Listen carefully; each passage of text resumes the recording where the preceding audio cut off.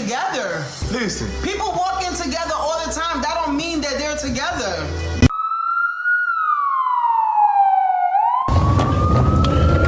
They behind me. They gonna kill me, y'all. I'm gonna make them kill me, y'all. Today is the day I die. Today is the day I die, y'all. They gonna kill me today, y'all. I'm finna make them kill me. I'm sorry, y'all. Today is the day I die. A man's voice streaming live on Facebook. His hand shakes as he holds the phone, camera pointed at his face, while he drives with the other hand. Behind him, police lights flash red and blue in pursuit. They behind me. They're gonna kill me, y'all. I'm gonna make them kill me, y'all. Today is the day I die. Thousands of people watching in real time. Comments flooding in. Bro, stop. Pull over. Think about your son. But Antavius Brown isn't stopping. He's approaching a busy intersection at Garner's Ferry Road and Hazelwood Road. Traffic in all directions. Red light ahead. His foot stays heavy on the gas pedal. No attempt to brake, no attempt to slow down. Impact. The sound of metal crushing metal. A Toyota 4Runner flips, rolls, comes to rest upside down. Inside, Ryan Heyman and his dog are gone instantly. They never had a chance, never knew what hit them, never knew their Saturday morning drive would end because of someone else's rage. Cut back just hours earlier. That same man shot his ex-girlfriend in the leg in front of her children. Her kids, just children, fought him like heroes to save their mother's life. Small hands against adult rage. Then he forced their bleeding mother into a car and drove away while they stood there traumatized, not knowing if they'd ever see her again. Now he's live streaming his death chase, broadcasting his final moments to the world. And an innocent stranger at an intersection just paid with his life for someone else's inability to accept rejection. This is the story of Antavius Brown, a man who posted his intentions publicly for everyone to see, who broadcasted his violence live for thousands to witness, and who killed an innocent man named Ryan Heyman because he couldn't accept that his relationship was over. Before we go any further, I need to ask you something. Have you ever seen warning signs that everyone ignored until it was too late? Have you watched someone post threats and red flags publicly, only for people to scroll past like it was just another day on social media? Drop a comment below, because this case shows us exactly what happens when we see danger coming but do nothing to stop it. And if this story shakes you the way it shook me, hit that like button so more people can learn about Ryan Heyman and why we need to take online threats seriously. The rapper and the podcaster. Let me introduce you to Antavius Brown, 36 years old, living in Columbia, South Carolina. On the streets, everyone knew him as Get It Brown. Music wasn't just a hobby for Brown. It ran through his veins like blood. It was his identity. The clubs in Columbia knew his sound. The streets played his tracks. He had real talent, the kind that made people stop and listen when his music came on. But Brown dreamed bigger than just being another rapper. He wanted to build an empire. He launched GB Tequila, named after his rap persona. It's your boy Get It Brown. What's up? Y'all already know what time it is, he'd say in his promotional videos, holding up bottles with pride. I got the $25 bottles. Y'all tap in. An entrepreneur, a recording artist, a man building his brand. But more than anything, Antavius Brown was a father. And by all accounts, he adored his son the most. Those who knew Brown personally saw how his entire face would light up when he talked about that boy. He posted about him constantly on Facebook, sharing proud father moments that painted the picture of a devoted dad who would do anything for his child. Then there was Topia. Born July 28th, 1986, by 2024, she'd built what many people only dream about, her own media empire. She called it the most popular podcast. And in Columbia, South Carolina, people knew her voice. Every single week, she sat behind that microphone, sharing stories, interviewing guests, building her brand one episode at a time. She wasn't just another podcaster trying to make it. She was most popular. That was her brand. That was her identity. As a single mother raising 2 children from a previous relationship, Topia understood struggle intimately. She'd started podcasting in early 2022 after trying her hand at music in 2021. She'd been what she called a hardcore traveling host, going state to state, city to city, doing whatever she had to do to build her platform. She modeled, she hustled, she networked. She built her podcast from absolutely nothing. For 2 years, Topia opened her home on Blossom Street in the Cross Hill apartment complex to Antavius Brown. Her apartment became their shared space. Her children grew used to seeing Brown there, part of their daily routine. The neighbors in the complex recognized him as part of the household. 2 business minds under one roof. 2 people chasing their version of success. 2 entrepreneurs grinding to make their dreams reality. From the outside looking in, it looked like a power couple building something together, supporting each other, creating a life. But by December 2024, something had fundamentally shifted in that relationship. Something had broken that couldn't be fixed. 2 weeks before Christmas, Nudera Topia made a decision that would set everything in motion. A decision that seemed simple and straightforward at the time. The relationship was over. Antavius Brown needed to leave her apartment. He promised he would move out by the end of the year. Just a few days left in 2024. What could possibly go wrong in just a few days? If you believe people show you who they really are through their words and actions, hit that like button right now. Because what Antavius Brown was about to say publicly would reveal exactly who he was, and everyone would see it coming. Christmas Eve. Warnings. December 24th, 2024. Christmas Eve. While families all across America gathered for holiday dinners, while children counted down the hours until Santa arrived, while people celebrated with loved ones, Antavius Brown sat alone with his phone, typing words that would prove absolutely prophetic.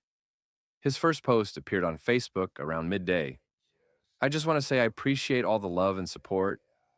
Life has been a real journey, and overall, I'm blessed no matter what way it go. On the surface, it sounded like gratitude, like a man taking a moment during the holidays to reflect on his blessings and show appreciation for the people in his life. But then came the second post, the one that revealed what was really brewing beneath that surface. When I know I'm righteous, I'll go to war with whoever and die about it. Don't play in my face or whip my name. Win, lose, or draw, I'll throw it all on the line. Read those words again. I'll go to war with whoever and die about it. I'll throw it all on the line. These weren't holiday greetings. These weren't messages of peace and goodwill. These were warnings, threats, a public declaration of what he was willing to do. Nudera Topia's mother saw those posts. She knew her daughter's situation. She'd watched this relationship deteriorate over time. She'd seen the signs that every mother fears when her daughter gets involved with the wrong man. She'd heard the stories. She knew the danger. And now, on Christmas Eve, she decided to speak up publicly where everyone could see. Her comment appeared under Brown's post for the entire Facebook community to read, "Hello everyone. For those who don't know me, I am Most Popular's mother. I don't understand how a person can be so bad. You are a treacherous man. If anything happens to my daughter, they already know who is a violent and bad man. Read those words one more time. If anything happens to my daughter, they already know who was a violent and bad man. A mother's public plea, a warning broadcast to the world. She was putting it on the record, making absolutely sure that if something happened to her daughter, everyone would know exactly who was responsible. No mystery, no doubt. The community watched this drama unfold in real time on their Facebook feeds. Some people offered support in the comments. Others stayed silent, uncomfortable with the public nature of what felt like very private drama. But everyone who saw it could feel something building. The tension was palpable, even through computer screens and phone screens. Antavius Brown grabbed his phone and went live on Facebook. He felt that people needed to know his side of the story, needed to understand what he was going through. The live stream rambled and wandered, sometimes coherent, sometimes stream of consciousness, rambling. He talked about being set up, about fake love surrounding him, about people trying to keep him down and prevent his success. His words revealed a man who felt deeply wronged, betrayed, disrespected by the woman he'd given 2 years of his life to. Don't allow other people deadweight in issues and situations to keep you bound and in bondage, he said directly to the camera. Don't allow fake love and obligations and expectations. Then came the crucial part. The statement that revealed his entire mindset and exactly how he viewed relationships. Nobody, you feel me, is play with my feelings, my heart, my emotions. If I put my time in, if I put my money, my blood, sweat, and tears in, I gotta write about it.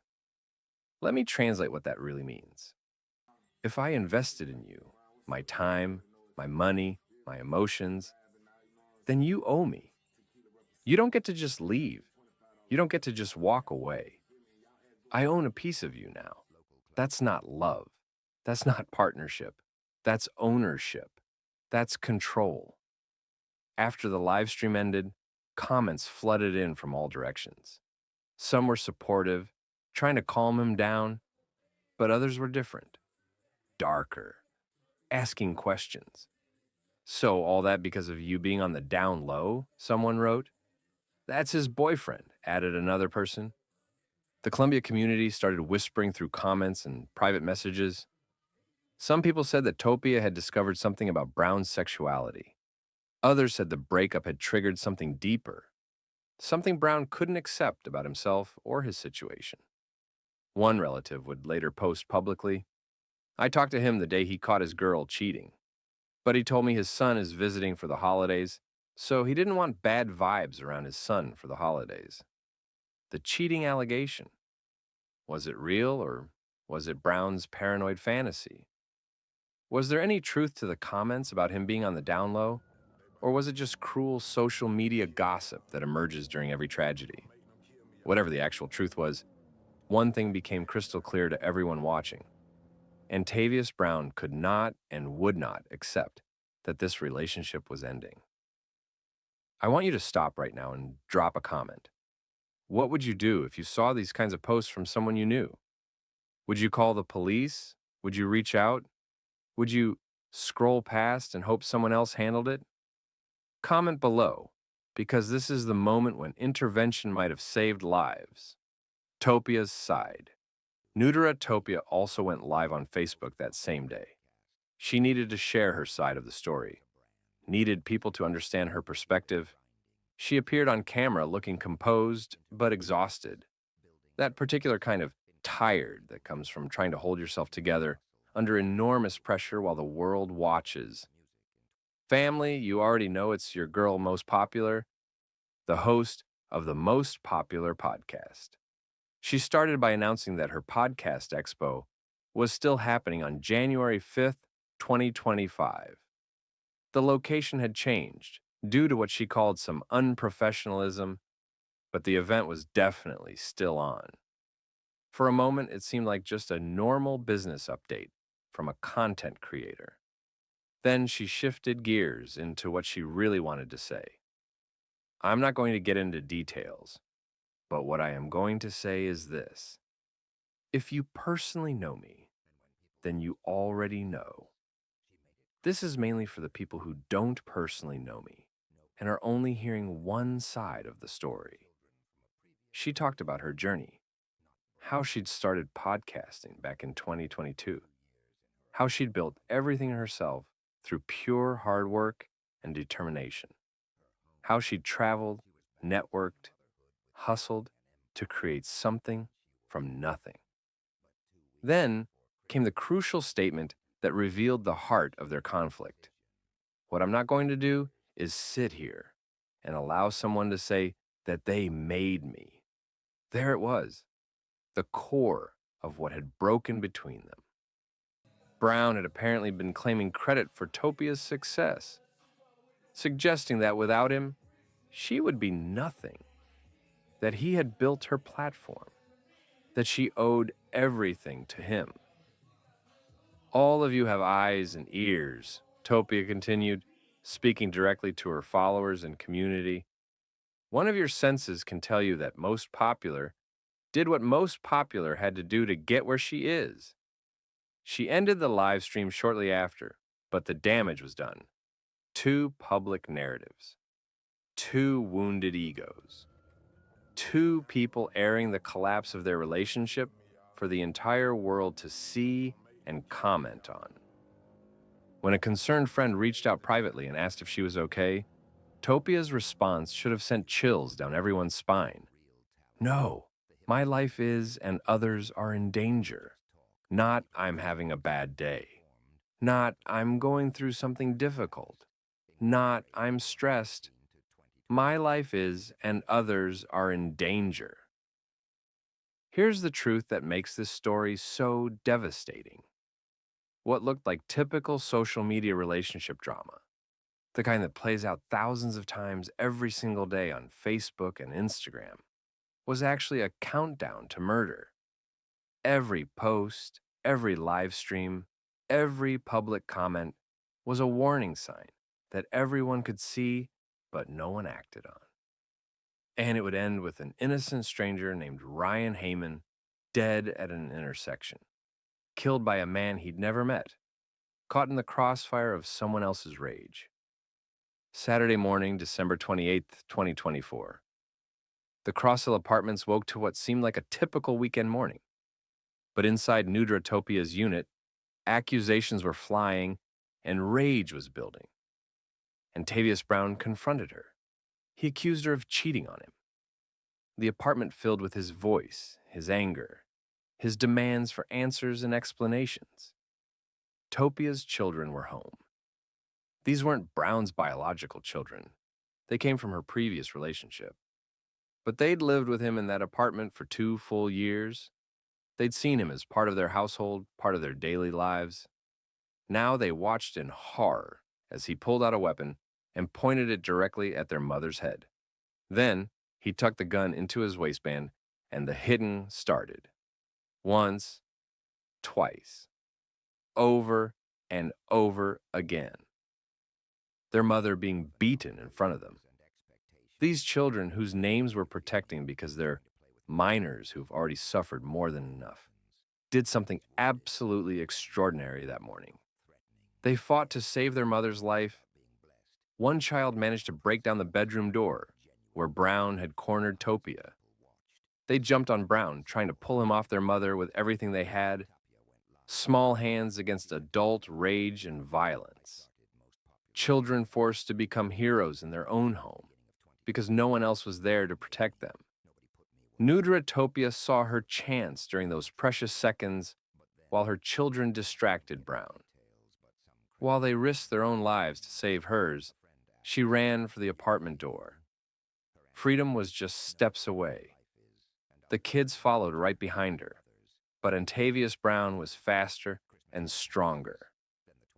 At the doorway, with freedom so close they could almost taste it, Brown pulled the gun from his waistband. The shot rang out through the apartment complex. Topia felt the bullet tear into her leg. "I just knew I was about to die," she would later tell police from her hospital bed. Think about that moment for just a second. Really let it sink in. A mother, shot and bleeding, watching her children witness what they thought was her murder. Children who had just fought a grown man to save her, now watching helplessly as he shot her. But Brown didn't finish what he started. He didn't shoot her again. Instead, he forced the wounded, bleeding Topia into his car. Her children watched their mother, blood soaking through her clothes, face twisted in pain and terror, being driven away by the man who'd just shot her. They were left alone in that apartment, with their mother's blood still fresh on the floor and the door frame. Someone in the apartment complex called 911. Then another call came in, and another. Neighbors had heard the gunshot echo through the building. They'd seen the terrified children. Help was coming. But the question that haunted everyone was simple. Would it arrive fast enough? The emergency room doors at Moncrief Army Community Hospital on Forest Drive slid open with their familiar whoosh. The nurses working that morning saw a woman limping through the entrance, blood seeping through her clothes, and a man gripping her arm tightly. They'd seen this scenario before, too many times. As medical staff rushed forward to help neuter Topia, she grabbed one nurse's hand desperately. Her words came out in urgent whispers. "He shot me." "Please don't tell him that I told you, but he's the one who shot me." Then her voice got louder, more desperate, as the full situation hit her.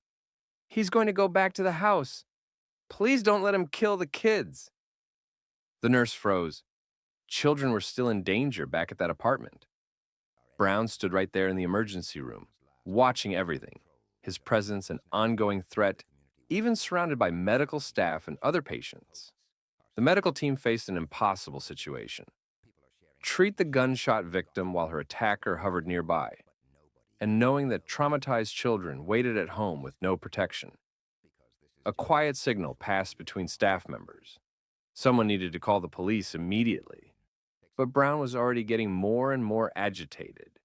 He was threatening to return to the apartment to handle the children, threatening to harm himself, pacing, escalating. The medical team kept him talking, kept him distracted, buying precious minutes for police units to reach those children. Columbia police cars screamed toward the Cross Hill apartments, sirens wailing.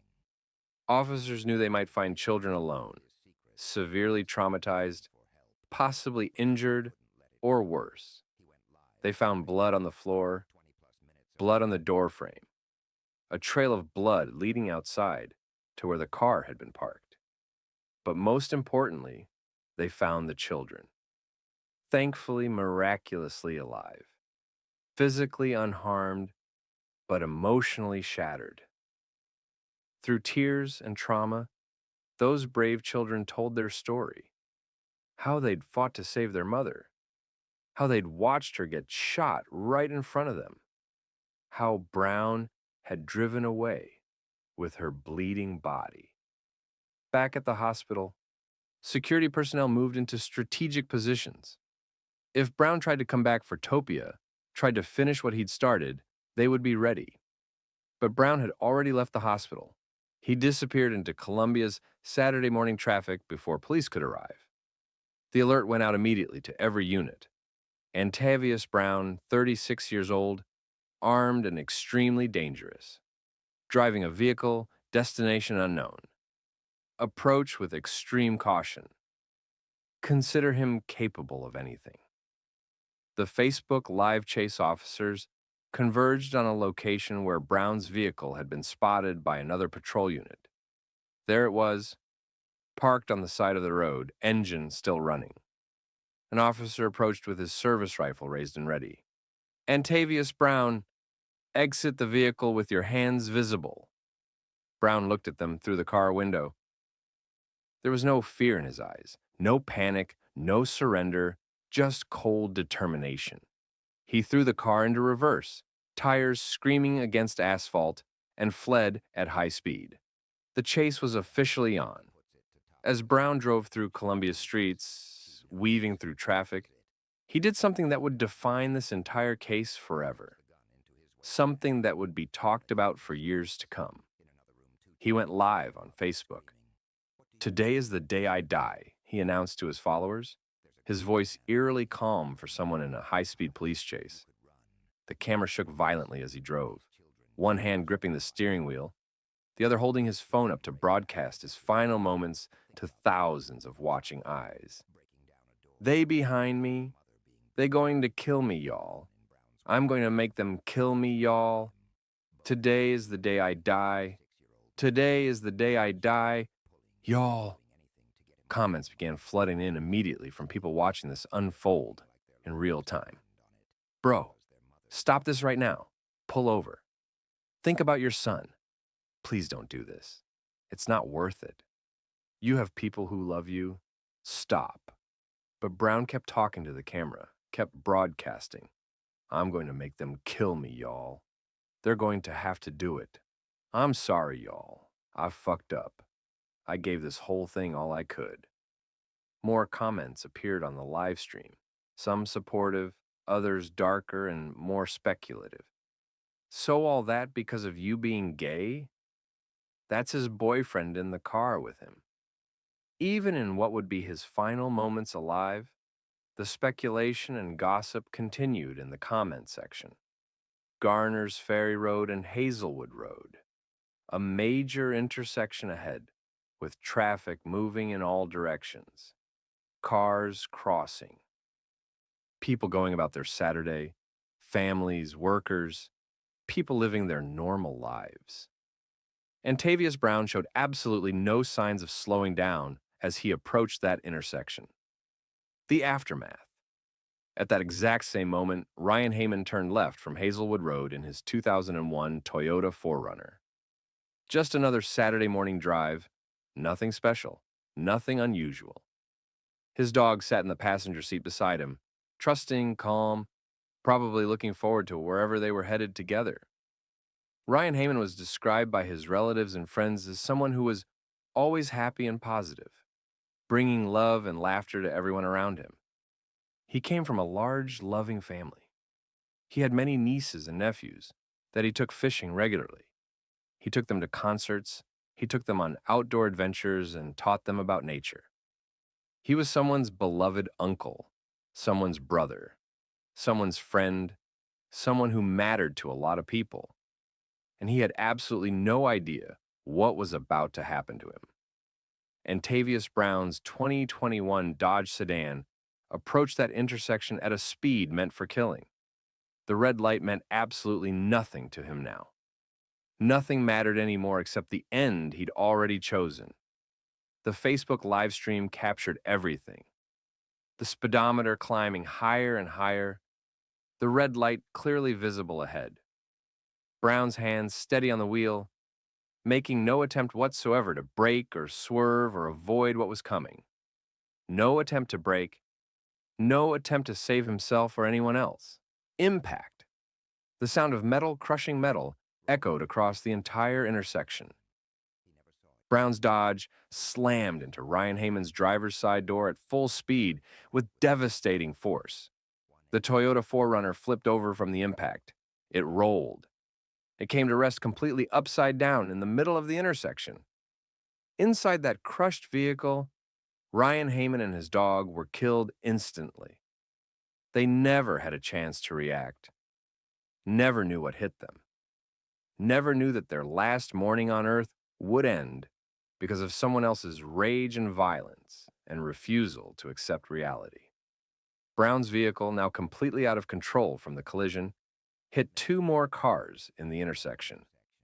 Glass exploded everywhere. People screamed.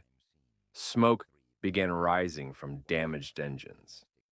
The Facebook live stream kept rolling through all of it. Viewers watched the phone tumble and spin during the impact, catching chaotic glimpses of twisted metal, deployed airbags, destruction. Then, came a single gunshot from inside Brown's vehicle. Police would later determine that Antavius Brown shot himself in the stomach during or immediately after the crash.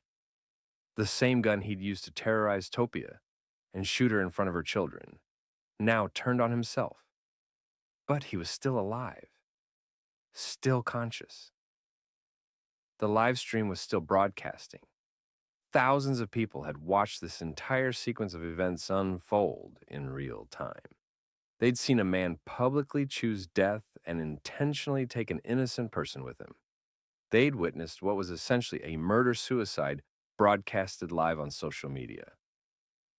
At 12:30 in the afternoon, less than an hour after the crash, Antavius Brown was pronounced dead at the same hospital where he'd brought his bleeding, shot victim just hours earlier. The irony of that wasn't lost on anyone involved in the case. Topia learned that she would survive her gunshot wound. The bullet wound to her leg would eventually heal with time and proper medical treatment. The emotional and psychological wounds would take much, much longer. Maybe forever. Her children were physically safe and unharmed, but they were forever changed by what they'd witnessed and experienced. They'd fought a grown man with a gun to save their mother's life. They'd watched her get shot right in front of them. They'd spent hours not knowing if their mother was alive or dead. But the hardest notification of all went to Ryan Heyman's family. Their loved one, a man who brought joy and laughter wherever he went, who was always positive and happy, was gone. Just like that. His crime? Being at an intersection at the exact wrong moment. Turning left on a Saturday morning, existing in the same space as someone else's violence. Columbia, South Carolina struggled to process everything that had happened. 3 separate crime scenes, multiple victims, a death live streamed to thousands of viewers on social media. There would be no trial for Antavius Brown. His death eliminated any need for criminal proceedings, no courtroom testimony, no jury deliberation, no sentencing. Just an investigation to document what everyone already knew had happened. Brown's family struggled with their own grief and disbelief. His mother's Facebook post appeared days later. "My firstborn is really gone. Antavius J. Brown. Get it, Brown." Some relatives tried to offer explanations, though they were careful to say they weren't making excuses. I talked to him the day he caught his girl cheating, but he told me his son is visiting for the holidays. Everybody's not built to accept that type of hurt. But here's what truly haunts this case and keeps people up at night. Everyone saw it coming. Antavius Brown posted publicly, "I'll go to war with whoever and die about it." Topia's mother publicly warned, "If anything happens to my daughter, they already know who was a violent and bad man." Topia herself posted, "My life is, and others are in danger." The signs weren't hidden. They weren't subtle. They were broadcast publicly for thousands of people to see, visible to anyone with a Facebook account. Yet Brown still had access to guns, still had access to cars, still had access to his victims, still got to decide when and where and who would die with him. And Ryan Heyman, an innocent man who never even knew Antavius Brown existed, paid the ultimate price with his life. If this story moves you, if you're angry about what happened to Ryan Heyman and Topia and those children, I need you to do something right now. Hit that subscribe button so you never miss another case where we talk about the warning signs everyone ignored. Drop a comment below about what warning signs we should watch for in domestic violence situations. And please share this video everywhere, because people need to understand that when someone says, "I'll die about it," we need to believe them and act. Remembering Ryan Heyman. Somewhere in Columbia, South Carolina, a young boy lost his father on December 28, 2024, Antavius Brown's son. the child he supposedly adored the most, the boy whose face made Brown light up, the son he posted about constantly on social media. That child will grow up with impossible questions that have no good answers. Why did my father do that? Why did he choose violence over me? Why didn't he choose us instead of rage? But most importantly, this story belongs to Ryan Heyman, an innocent man, someone who was just driving with his dog on a Saturday morning. Someone described as always happy and positive. Someone who brought love and laughter to everyone lucky enough to know him. He was killed by rage that had absolutely nothing to do with him. He was murdered by someone he'd never met, never spoken to, never even knew existed. This is what domestic violence really looks like when we talk about its full impact. It's not just the intended target and the abuser locked in their cycle. It's not just about Topia getting shot or her children being traumatized. It's also about the stranger at the intersection who was simply in the wrong place at the wrong time. It's about children forced to fight and become heroes when they should have been safe in their own home. It's about an entire community that has to carry this trauma forward. The lasting question that burns in everyone's mind is this: when someone shows you exactly who they are, why don't we believe them?